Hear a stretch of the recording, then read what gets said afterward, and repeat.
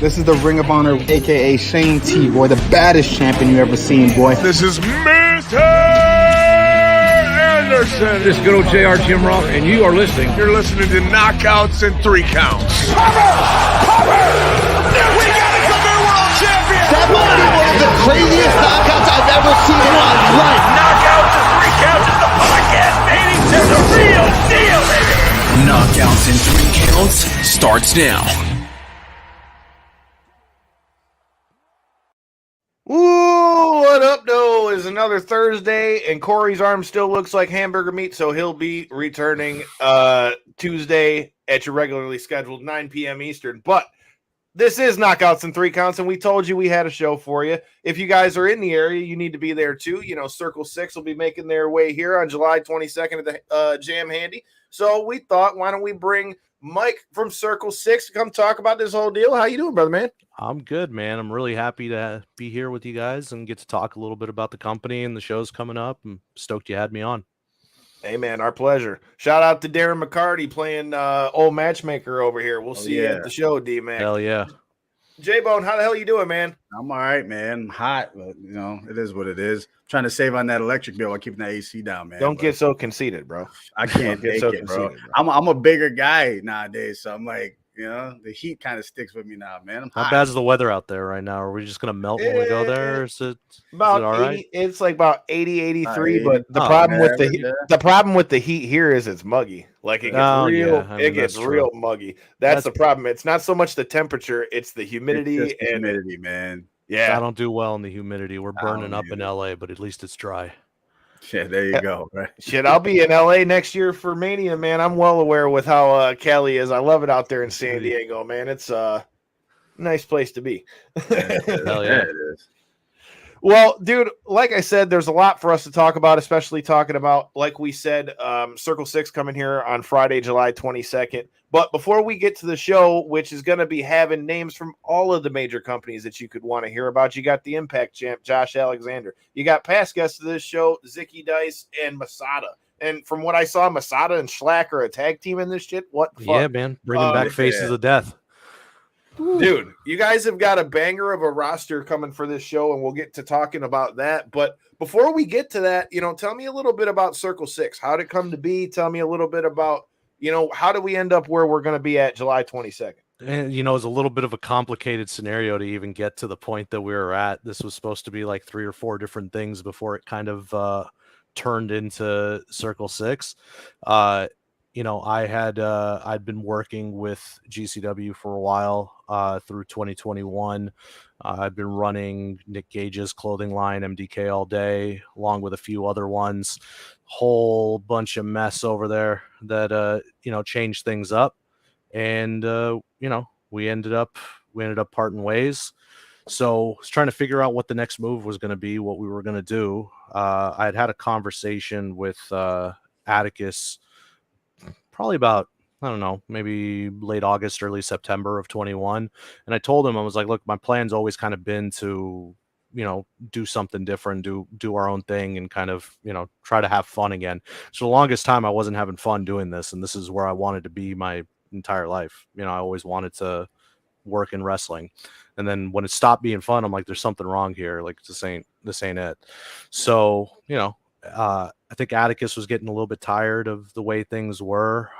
Me and Ricky had linked up late in 21 and we're talking about doing some stuff together. And we ended up trying to book that LA show out, that first one back in March, which changed about 4 times. I mean, I'm shocked we even got it done the way we did. I think that last card came together in probably about 3.5 weeks, 4 weeks time, which was insane.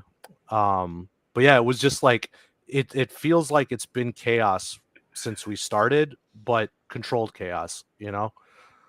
Hey, man, chaos is always a good thing sometimes, especially in a business like you're in with wrestling. I mean, we all know that the best wrestling is when you never know what the hell is going to happen. And speaking of things that you never know what's going to happen, I still don't know what's inside that piss jug, bro, but I don't know that I don't know that I want to be I don't know that I want to try the piss jug. I'll leave that to you and our buddies Tommy Vendetta and all that. I got my fair share with Joel Bateman doing the shoey because I lost the bet. Bro. The shoey is doable, but the piss jug, man. I don't know. That piss jug is something else. What up, though, Donald? I mean, damn, he's already out with the fuck GCWs, man. Here we go, Donald. Here we go. Bro. It felt. I mean, look, it's like it's unavoidable. Anytime like if somebody brings up Circle 6, it's just their name's always going to pop up at this point. Yeah. I mean, that's and the thing of it is, dude, like we talk about this on the show all the time. Like, you see so many people, and even so more so on the indies than I ever really have noticed. Like, everybody loves when you got like your home promotion in the indies, whether that's like if you're in Chicago, maybe it's Warrior Wrestling. If you're if you're up north, Beyond Wrestling, all that kind of stuff. There's the different strongholds everywhere. But it's crazy when we're in 2022 and it's like why everybody feels like it's got to be just one thing. I feel like the more places like Circle 6 and all these other places that are opening up, it just makes the whole scene better. It's funny to me how everybody seems to be so worried about spots and all those kind of things when in reality, when everybody works together, it seems to be working at its best. But I mean, that kind of brings us to one of the things that I wanted to ask you about. You talked about why, Circle 6 came to be. Anybody that's been paying attention to Circle 6 in the independent wrestling world knows that you guys have got the 4-4 Ohio guys, coming over there, and they've made a big impact for you guys at Circle 6 right away. I mean, when you guys did the joint show with our buddies from Ruthless Pro and all that down at Harpo's, we were in the building. I still got to get a bell to ring, but ring the bell. Which was amazing. Yeah, show. Man, that was a fucking badass show. First of all, dude. Thank you. I really enjoyed it. That show was awesome, and it was great to be able to work with No Peace and RPW on that, especially since it was short notice and we were able to step in and help out a little bit and get that done. I was really proud of that. You've already got people from here in the D saying they're ready for Circle 6 coming in, man. So I'm definitely looking forward to it. It's crazy too, because when all that went down, everybody saw the podcasts and things that Atticus did and some of the other guys did talking about, what was going on there and where their views are from that. And like I said, I'm not going to go into all that. You can go and check those podcasts out for yourself, figure out all these things. But, I was there at GCW War Games in Chicago and saw that big ass brawl that happened in the cage with Atticus and Ricky Shane Page, all those guys. When I saw they were coming over with you guys and really saw some of the steam that you guys have been getting, man, I mean, that's a hell of a plug because they were synonymous with GCW for a while. And then to have them come over with you guys, I mean, I heard a lot about it, even if I didn't know much about Circle 6 at the time. So do you think with you guys starting to gain traction with that, do you think it's going to be a thing where we keep, where we keep seeing it grow because of those names coming in, or is it something like they just fit in, just was a natural fit?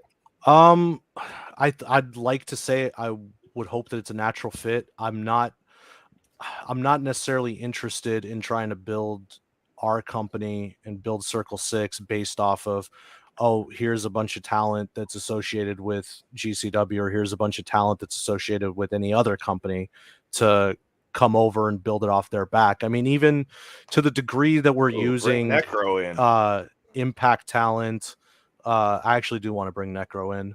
That's definitely been on the list. We're using Impact talent. We're using some AEW talent. We had Christopher Daniels on the first show. We got Brody King with us semi-regularly. We're showcasing them and trying to help our guys build off of them. It's not like I'm not bringing in Brody because I'm looking at Brody King and going, Brody King's going to move tickets for me, and I just need to, just sell tickets.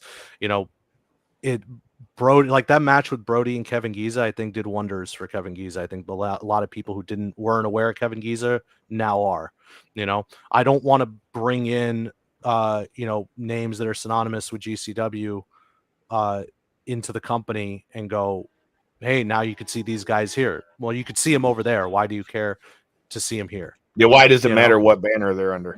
Right. Why does it matter? Like whoever wants, this is an independent contractor business, right? Whoever wants to go wherever they want to go, they can go there, right? They should be able to go there.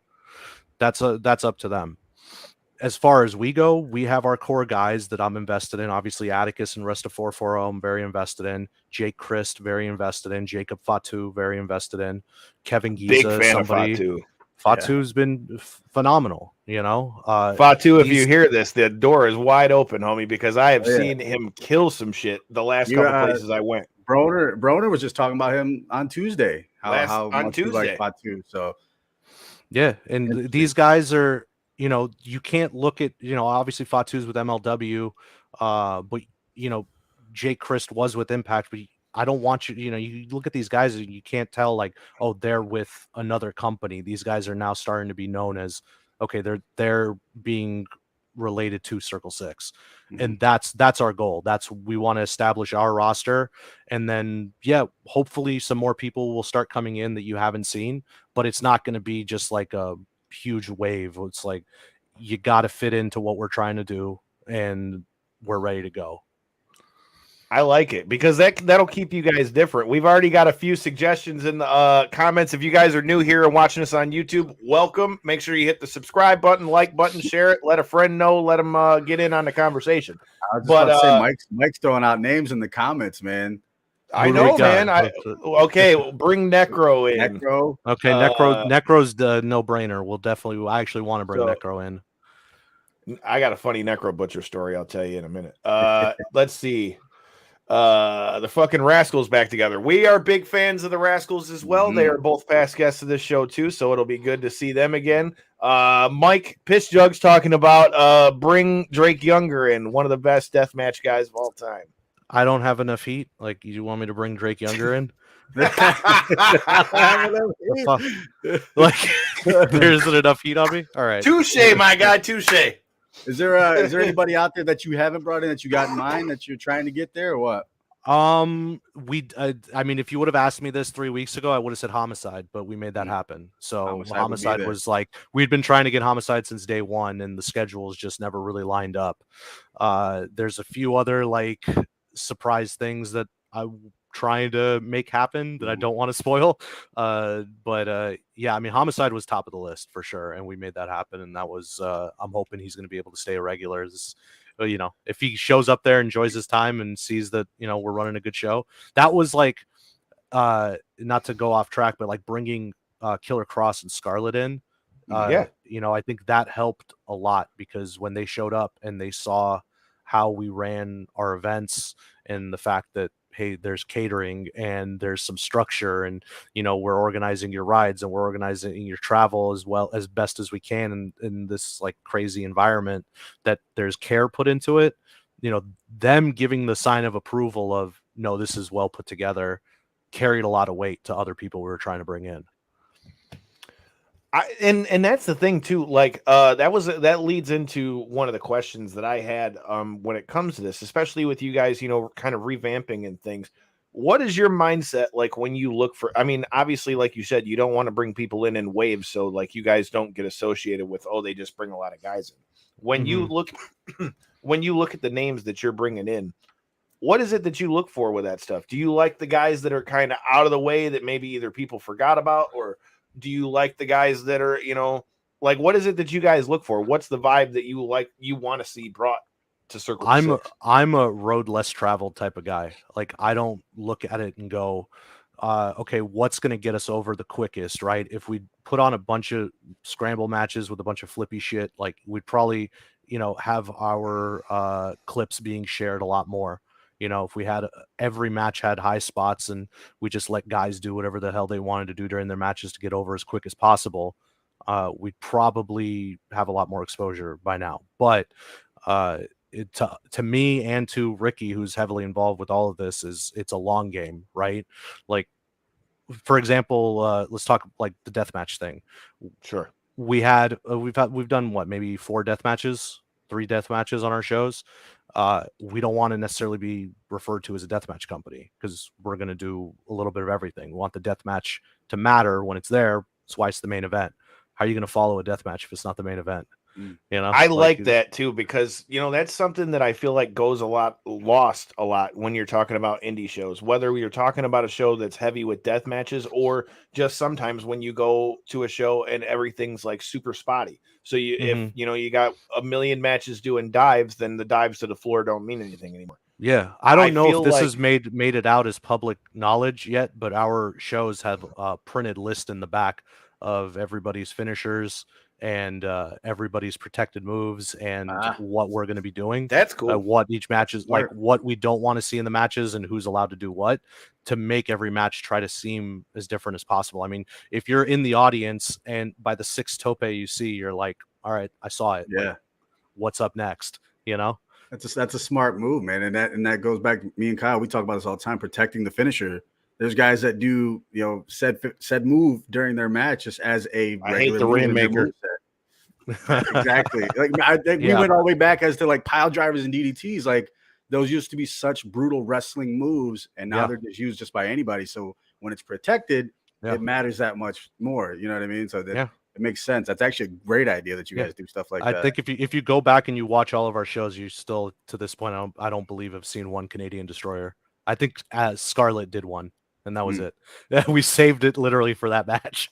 Isn't it crazy that that's become such a staple of wrestling at this point? When in reality, when Petey Williams first started doing that, everybody was like, "What the fuck? Oh my god, that's crazy!" Yeah. But now everybody's doing it. Girls, old people, young people, dude. It's become like the new DDT almost. Devastating move. Looks great. It looks dope. If you can do it right, it's dope. But just like anything, if it's overused, it's watered down, man. So that goes back to protecting the move. So.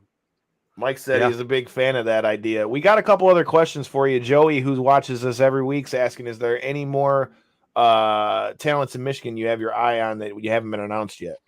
For this show, I think we've announced almost everybody for it, aside from the main event. But hey, listen, our DMs are open. Hit suggestions of guys you want to see. Well, Donald's already got a couple for you. He said he wants Tommy Vendetta over there. Okay.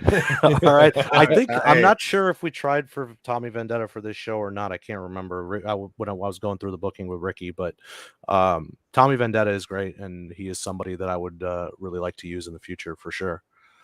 He's been making a splash all over, not just here. I mean, it seems like even J-Bone, we were just talking about this on Tuesday with Isaiah Broner, because that was from the weekend that they had Broner's first and only death match, that weekend for ICW No Holds Barred and stuff. And like that kid has been on the top of everybody's tongue. I was in Dallas at WrestleMania, and I've got people hitting me up about their match that's in Tennessee. So like I said, Tommy Vendetta is definitely somebody I feel like we're going to be seeing more of. So we'll see if we see him come to a Circle 6 ring. But we got a few more questions for you. This one I actually am this one's really intriguing. So how did you guys pick the Jam Handy? A lot of unique history with the studio and such. So how'd you guys choose Jam Handy? We've seen everybody going to Harpo's and things like that. Yeah. What went into that? Well, I mean, maybe this is an unpopular opinion, but after my experience at Harpo's, I definitely was not interested in ever going back there.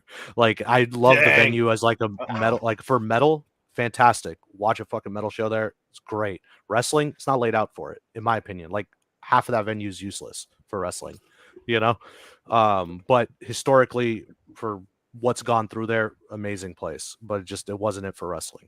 The venues that we've chosen, like, okay, 1720 in LA, which is our home base here, is like, okay, that's a regular concert venue and it works out for our needs. But I think everywhere else that we've gone has kind of been non-traditional venues for wrestling. Orlando, that show we did with No Peace, was in a wedding venue. It was like an all-white room, which when I walked in there, I was like, okay, we got to make sure we cover everything because there's going to be no way to clean the blood.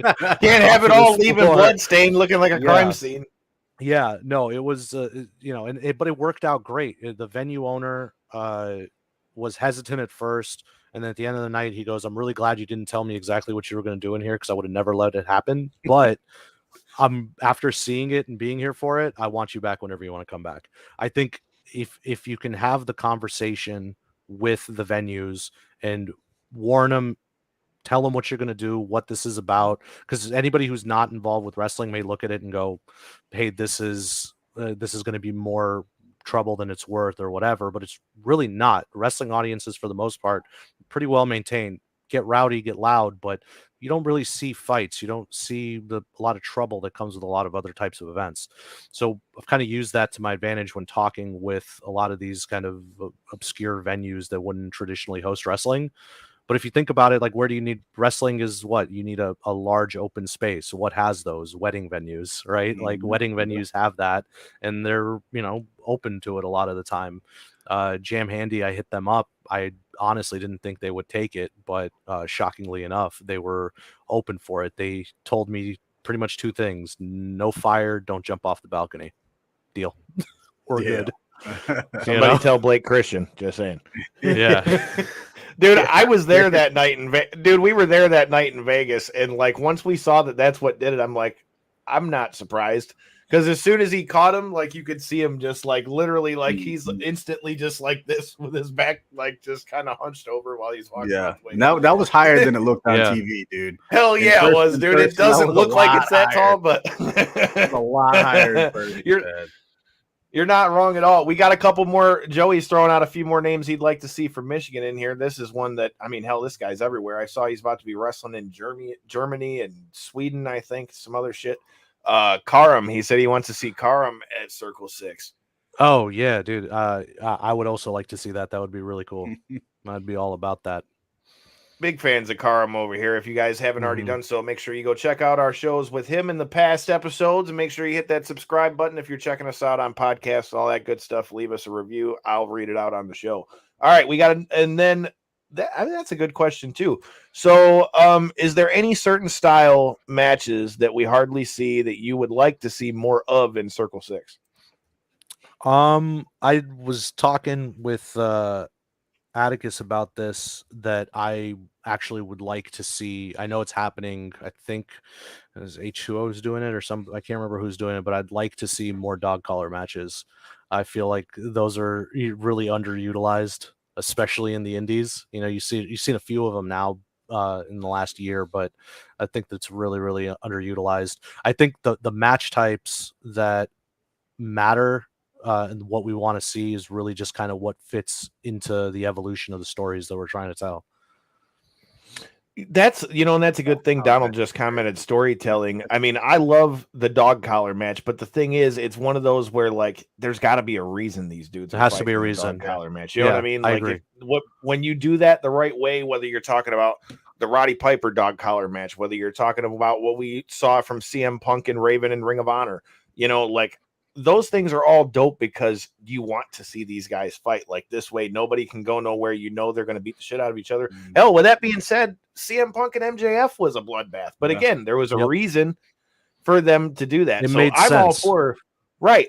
And if that's the route that you want to go with doing the dog collar match, and there's going to be a story behind them, hell yeah, all the more power to you. I think that's dope. I definitely think that's like we said, dude, Kyle, we've been pounding this drum for a long time. It's a lost art in wrestling is storytelling. There is still a story to tell in the ring, and that may be what's most important when it comes in. I think that's a lost art nowadays, man. So like you go into the show more invested when there's something that you've been following along. I mean, the match may be great, but if there's that little piece missing of like, why is this happening?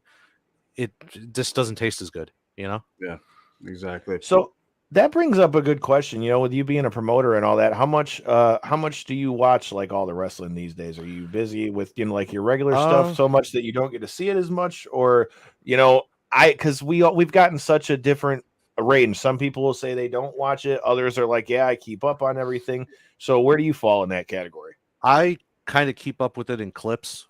As far as like main shows go, like I'll still follow WWE story just based on clips and see what's going on and stay up to date with it. To the most part, unless there's something I really want to see, kind of the same with AEW. It's just like a general overall burnout of like too much wrestling in life, where I'm totally like, I don't want to I don't want to, and I don't want to have something I'm thinking of or something I want to do be swayed by something else that's already happening. So it's minimal. It's a lot less than it was a few years ago, that's for sure. But I do still keep up with a lot of the indie shows. I'm trying to like mainly talent that I'm unaware of. Like I know what a lot of the guys I'm aware of are going to be able to do. I'm more interested in seeing like, okay, who's going to be the next like standout, Yeah, I can totally respect that. Yeah. I mean, And I guess that's as good a thing to ask as any. Everybody's been talking about this all day. I don't know how much it's really going to change things, but with you being a promoter yourself, what do you think about what we heard today about WWE going back to TV 14? I think you're going to just hear a few more people say the word shit. Ass, bitch, something like that. I think you're going to get some blood on, big pay-per-view matches. But I don't think too much is going to change. I don't think it's going to go. I mean, they were already kind of leaning towards that and testing the waters, right, with the whole like Ms. Balls thing, right? Like they were just kind of seeing what the reaction was. I'm sure they saw that people were talking about those segments and sharing those segments more than anything else, and based on the numbers, it made sense. Which, yeah, you're old. You want to get a little bit of an older audience in there too, right? But I don't think too much is going to change. I think it's going to be, for the most part, similar. I think the matches are still going to be overproduced, which is going to be the biggest thing that's going to hinder them. Well, first order of business. Let's bring back the bra and panties matches, right? I mean, come on. I mean, we already did. We already did. Right? Listen, honestly, I thought we were going to get so much shit for doing that. I really did. And it really didn't, which was surprising. I mean, come on, what was the Attitude Era based off? Listen, this was Scarlett's idea. Right? This was Scarlett was for this. Like, she wanted to do it. We weren't going to do anything that was like, put anyone in an uncomfortable position. She was all for this, and Eddie is professional through and through, so it worked out. Hey man, like I said, I like the shit that's out the way. So I mean, I think a lot of the females would have something to say with all the advancements we've seen with wrestling. But hell, fuck it, run it. But listen, I get that 100%. But there's also I think the art of the manager and the valet has been kind of lost through that. Where 100%. You can still have that. Like, just because you're like somebody is one thing doesn't mean they can't. Another person can't be another. You can have both great female wrestlers and great female valets that are. What about sensational Sherry, bro? Like, she could. Sherry did everything. Sherry did everything. She could do the manager. And that's it. If you want to do both, if both interest you, you can do both. Like, it's all. Everything's open. I don't think you can say like there's a block on anything right now. Like, you could be whoever you want to be. Panties match healed something in my soul. Oh shit. Good Lord, Eddie always busts out the ping pong. We're gonna get a lot more. We're gonna get a lot more raunchiness from Eddie Only. Trust me.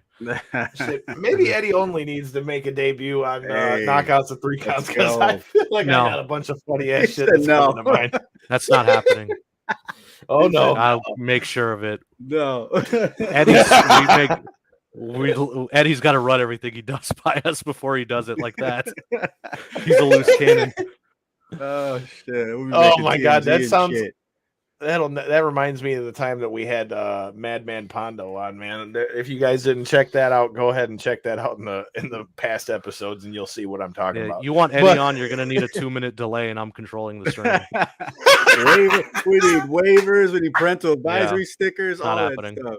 It's funny you say that, because there actually used to be a disclaimer when we were at the studio with our friends from Podcast Detroit that I swear was put in because of a former host of our show, Tony Thunder, where every time before our show started, the thoughts and views of Knockout the 3 Counts are not those of Podcast in Detroit. Oh God. Yeah, Jesus it was Christ. It may welcome to the internet, right? Fuck it. You never knew what Tony Thunder was going to say. Maybe Tony Thunder will have to come back one of these days. But yeah, things got wild when we were in the studio. But, speaking of things getting wild, for me, this is going to be, well, no, it's not my first one. Probably my second or third Circle 6 show. But for a lot of people that are here in Detroit, I don't know how many of them have gotten out to come see you guys yet. So with that being said, how would you describe, what we're going to see come July 22nd? How would you describe the vibe of your show? Man, it's still, it's still a little hard because we're trying to really find our identity still. I'm not saying that we haven't really put it together, but it's a slow build, But we like to keep the shows very loose vibe, almost like house party, I think is the closest thing of what I can describe it to. Byron from Body Slam said that attending the shows was like going to a punk concert. I So, like it. I mean, that's Like somebody that. else's view on it. Me, I'm very like, it's hard for me to describe it because I'm so invested in it. I almost feel stupid even trying to describe it, like it exists. It is what it is, I was gonna There say we that go. RPW Circle 6 show we went to was definitely like that. It was more of a party vibe, and even the crowd that we were sitting with, man, they were just like in the party mode. You could tell every match would get people on their feet, get people invested, and get people going. You know what I mean? So party vibe is probably the best way to put it, I would say. Thanks, man. And we try to keep the show flowing very well. Something we tried out the last show that we hadn't done prior was no intermission. We killed the intermission, and we just kind of tried to flow the matches one into the next into What the up, though, next. Mick? I'm not a big fan of 4-hour long, 5-hour long marathons. Like, let's get in there, start drinking, enjoy the show, and then let's have some time in the venue afterwards to hang out and keep drinking before we hit curfew. Listen, I'm not a fan of those long shows either. What was the show? Yeah. We just had a show where they ran out. Kyle, we won't say what show it is, but they ran out of food. What, third or fourth match in? I don't even know how long that show had to go. But bro, by the time you get to the right? main event, the We had venue's 2 burnt, shows that night. staff's burnt, talent's burnt, crowd's burnt. Like, yeah, like let's get on with it, enjoy it while everyone's got energy, and then hit the bar. there you go. Donald brought something up that's a good thing for us to talk about too. Before I get to it, what up, though, Mickey? Good job on the first round finish over there at in your last fight. And like I say, it was pretty cool because I got to be on commentary and flap my gums. So if you didn't get to see those lights out fights from the Deltaplex, go check them out on Spectation Sports. All right. Donald said, one thing that he likes is something that we kind of brought up a little bit earlier, but I want to know what your mindset is with that, because I have harped this to the high hell on the show about when you get a lot of these collaboration shows and things like that, they make for matches that you're not going to see. You're going to see interesting matchups. You're going to see, different feuds starting those things. So how important is it for Circle 6, while you guys are still kind of getting your stuff up and going, to be working with other companies, whether it be like RPW or whomever it might be in the given show? Like, is that something you want to continue to do? It is. I think it's really important. When we started this, I wanted to try to collaborate with as many companies as we could, because especially for us, we're LA based, right? But we've only ran 2 shows in Los Angeles since we started back, 4 months ago. But we've been traveling around. I don't want to go somewhere and have a local promotion go, these people are trying to come in and take over my territory, or be somewhere that we're not welcome. Ran into that in Cleveland, and it wasn't my intention, but that was kind of like thrown on us on assumption without anything on our end to counter it. If we're going to go somewhere, there's a local promotion that we can work with, I'm all for it. When we went to Orlando, that's why we were with No Peace, because they're there, right? Like, why not? Let's partner together. Let's do something. Our first time coming to Detroit, yeah, RPW and No Peace are there. Why not, get in with them, work together, and make a collaborative effort? I think that betters everyone, because there's things that we do that other promotions don't do, and there's things that other promotions do to run their shows that we don't do, and we're all kind of able to learn from each other and help grow it all together. It's better for our business. Our costs are driven down, and we're able to have support in getting everything together. And for the boys, it's even better, because if we are stronger in other territories, and I can be like, okay, hey, RPW, come to LA, or Beyond, come to LA, or whoever, come over here and do something with us. I just saw it right there. Everybody eats. That's always been our mentality from moment one, is we're not trying to like be number one. We're trying to share the top spot with everyone, and raise the whole industry together, where people can make money and not have to necessarily go, okay, I need to go take a low dollar contract at AEW, or I need to take a low dollar contract at WWE, if they don't necessarily want to be there. If they want to stay independent, they want to have their own merch rights and do everything themselves. Well, build a situation where everyone can do that, The only way we're going to be able to do it is if majority of people work together. I couldn't agree more, man. And it makes, and like we said, it makes for such nasty matchups. And speaking of matchups that people want to see, Donald brings up another one. First of all, shout out to our guy, Darren McCarty, Red Wings legend out of Detroit, for setting this whole thing up and all that good stuff. So if you guys didn't get to see D-Mac's last appearance on the show, it actually was before the RPW Circle 6 show here at Harpo's. So go back and check that out. But Donald is talking about he's totally invested in Atticus and D-Mac. So first of all, what are your thoughts on this? And what are your thoughts on seeing Darren McCarty hitting fools with hockey sticks that have thumbtacks and explosives on them? I mean, damn. I don't know if it's a midlife crisis, but I'm here for it.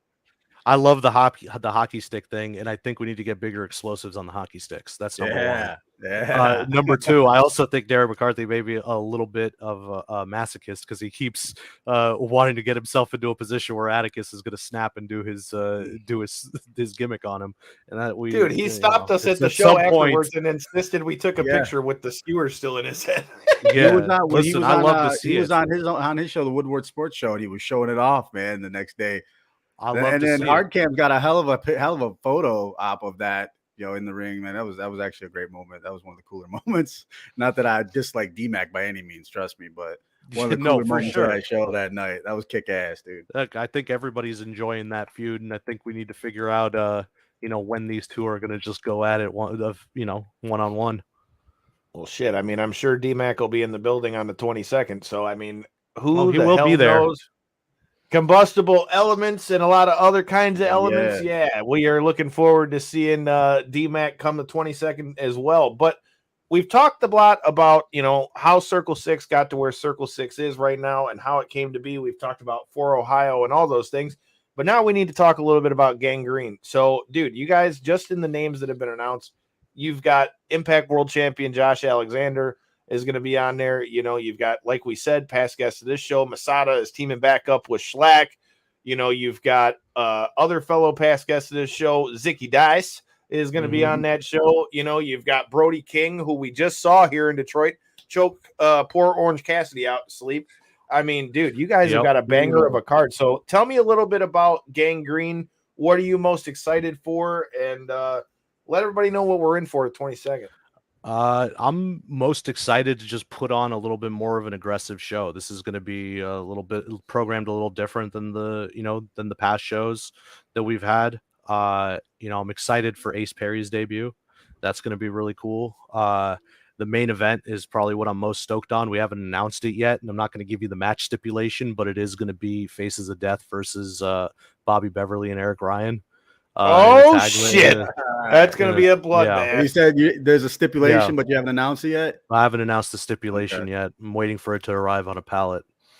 See, hopefully. I feel like now that you just made like the perfect clip for me to put out for tomorrow, because I'm just going to tell people. So what do you think came in on said pallet? It's probably not going to be what anybody expects. Let's start dropping. It's going to seem, man. It'll seem light, but I think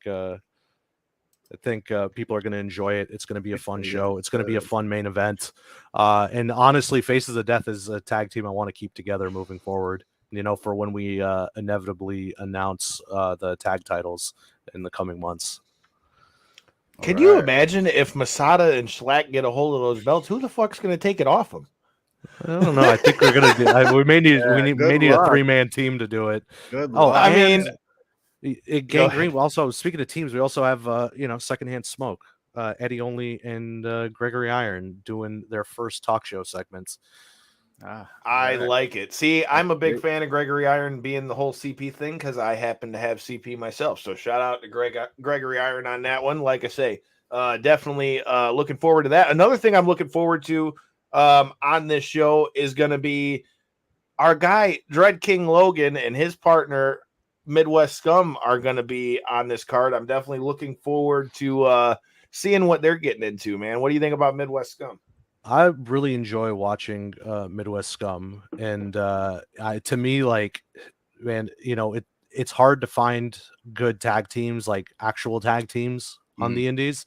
So it's really nice to, be able to have them around and get them on the show. Because you see a lot of teams that are, two singles wrestlers put together, but you don't see guys necessarily that are like an invested tag team as much nowadays. Yeah, they're a hell of a tag team, man, for sure. Eddie only with a mic will be fire. Eddie only with a pink thong and a mic. Holy shit, are we in trouble come Detroit? Yeah, you're making Speaking me of regret Darren my decisions. McCarty, and there he is. Hot damn. What up, man? Hell yeah. What's up, Darren? I'll tell you what, Hey. I'm looking forward to seeing Homicide. I think this is going to be the first time I've seen Homicide live. Homicide's a G, dude. I'm loving Yeah, it. so And if I I'm love not mistaken, Homicide. isn't he carrying that NWA strap right now, too? He is carrying the NWA strap.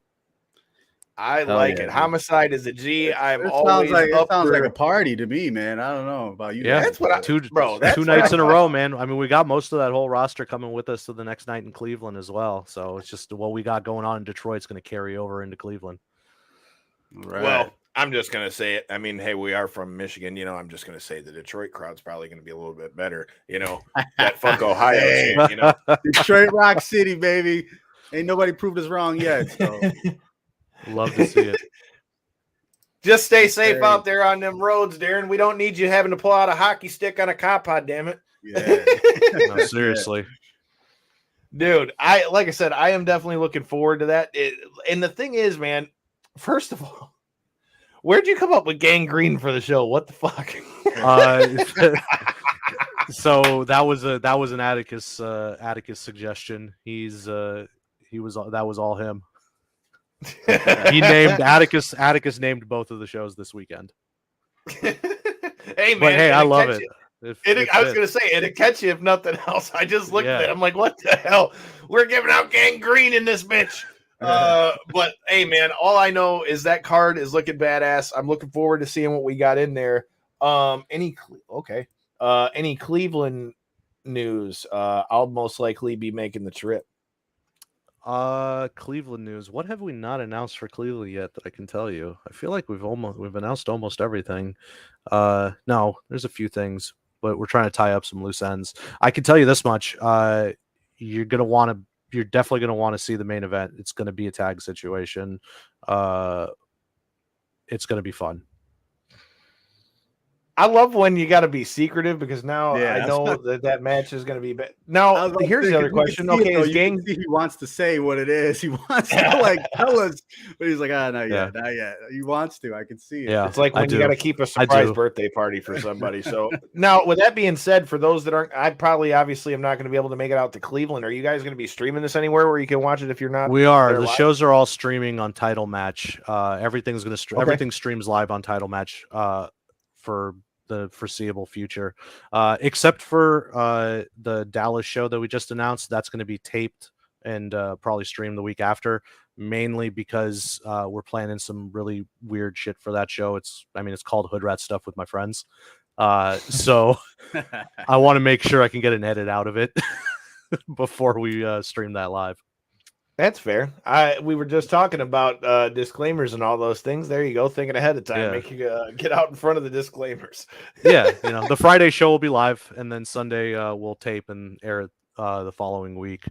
And on what you were saying about wanting to announce that match and not being able to say it, I've been trying to get us to the point where people will trust that we're going to put on good shows. Mm-hmm. We announce the matches slowly. We announce the talent relatively slowly compared to a lot of other companies. A lot of indies will kind of throw their whole card out at once, or just say like everybody that's going to be on the roster. I really want to get people to trust that, like, hey, we're not going to like rip you off of your money. If the ticket's expensive, trust me, it's worth it. If the ticket's cheap, I guarantee you it's still worth it. Like, we're going to have our core roster with us everywhere. I like that too, because see, that's one thing, that's a good thing to note on, because that's one thing with, like, I'm just using them as an example. Again, you could say GCW, Warrior Wrestling, whichever one you want. You don't always see, like, that set niche group of guys that are all guys and girls that are always there. If you guys are going to be going different places and you're going to have that core roster there, I think it's also going to be beneficial to you guys for growing your audience, because whether you see Circle 6 here in Michigan or then you go see them in LA, you're getting you're going to be getting some of those same names that you saw here in Detroit. So I definitely think, damn, Donald is going in. I got a quick question. We'll pull back the curtain a little bit on being a promoter, and also I know you guys said you haven't been around for that long, but you have shows in LA, Cleveland, you said Orlando, and Detroit. Have you noticed a difference in the regional areas as far as booking, crowd reaction, anything like that? Has there been any bumps in the road? It's been difficult. Like, I mean, truth be told, it's difficult to move tickets. Obviously, like, our first show was crazy packed. It was great. The mystique was there, right? Okay, now we're trying to get it. We're out there. Everyone knows what it is, but we're competing with so many other things. I mean, our last show in LA, just that weekend alone, I think there was 6 other shows going on, not to mention 3 happening that exact same day. So there's a lot of competition out there. There's a lot of other companies that are running. Part of my reason of trying to work with as many promotions as I can is to not step on toes when it comes to dates. Sometimes that happens, like it happened with Cleveland. AIW is running an hour, away from us. Wasn't intentional. If, our socials hadn't been blocked, I probably would have noticed it, but I didn't even think about looking. I just checked in the Cleveland area and I didn't look at the, 60-mile radius around, and it happened. Not intentional stuff, but it does go down, and that does affect ticket sales. Now, it's stuff you can't really avoid. We're trying to figure out what the best way around it is, and just get people to get familiar with the product and make it as affordable as we can for people. We had a delay in ticket sales for Cleveland because we were forced to use Ticketmaster for the ticketing for that event because of the venue. And originally the ticket fees were almost 35-40% on top of the ticket price, which was insane, and we weren't going to do it. And from that, I had the venue and us negotiating with Ticketmaster to drive that down. It delayed the ticket sales by 2.5 weeks almost, because obviously who the fuck are we? They're going to respond to us slow. We don't matter. But we got that ticket fee driven down to, I think, about $5 or $6 per ticket. But it's just, I didn't want to put that out and have the fans be like, yo, what the fuck? Because it's not us. We want to make sure people are getting their money's worth and not overpaying and not having a shit experience, Yeah. As a fan's perspective, I mean, that's something we talk about that all the time, man. Like, to know, like, I feel like that should be the ultimate goal of any promoter and anybody putting on a show. Like, if somebody's enjoying, wanting to be at your show, I mean, that's going to be the thing that continues to put asses in seats. I mean, and that kind of goes with, what Donald said, nobody owns any, any territory anymore, but like I said, you were, like you mentioned, sometimes shit happens. It wasn't something that was done, intentionally, but I mean, that's part of the game. I mean, before we let you get out of here, we talked a little bit about, the behind the scenes stuff and all that stuff. In the short time that Circle 6 has been around, what do you think your biggest lesson you've learned out of it is? Man, it's been so many. I think biggest lesson, probably shoot lower, maybe. I'm not saying that in the sense of like the product that we're going to deliver, but I definitely have gone with the mentality of I'm okay running 200 cap rooms, putting 100 people in there, putting on a good product, and letting as many people see it out on the internet as possible. Like, that's not bothering me. I see a lot of comments from shows of people that are, supportive of one company or another and don't like us, of, oh, good, they're going to draw another 75 people. They're going to draw another fucking 40 people. Hope they can fucking, double that, assholes, whatever, like telling us to fuck off. That doesn't necessarily bother me, because it's like, okay, yeah, we're doing it. We're still here. And I'm getting the streaming numbers. People are watching. So yeah, maybe 75 to 100 people did show up live in person. Fine. It's a new territory. We build on it. You got to start somewhere. I like it. J-Bone, you got anything else that I missed? Hey, man, I'm just looking forward to next Friday, dude. Detroit, you don't know how it goes in Detroit, man. Rock City, Wrestling City. We're going to be there. It's going to be live. You already know, man. I'm ready to go. I'm excited to have you guys there, man. I hope you guys enjoy the show. Hey, man, I'm looking forward to being there, and thankfully that start time did say 8 o'clock because I will be just finishing flinging the mail at the post office and all those things. Hopefully, as you guys, if you watch every week, know, hopefully I don't go postal in the process. But, hey, it's a lot easier to not go postal when I know I've got something, got something good to be looking forward to. What's it say? I'm so grateful this brand was brought to California. Only one company I hate. Love what you do. We already know what it is, man. Yeah. He's already been making that known. Is Donald gonna be down? Is Donald gonna be Donald? I know you hear us, man. You gonna be down there next Friday or what? We're gonna see you. I would hope so. I would hope so, man. Donald's a riot. He's a good time. So I'm excited to see everybody out there, man. Detroit's always been cool.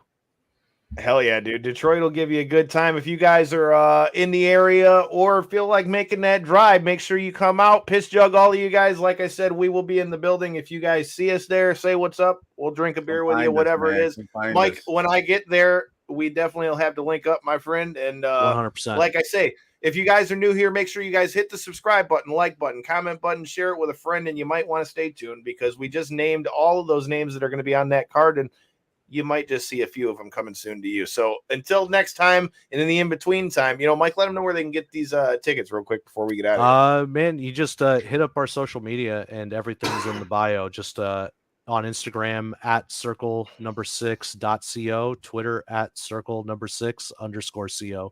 And every link for every ticket is right there in the bio.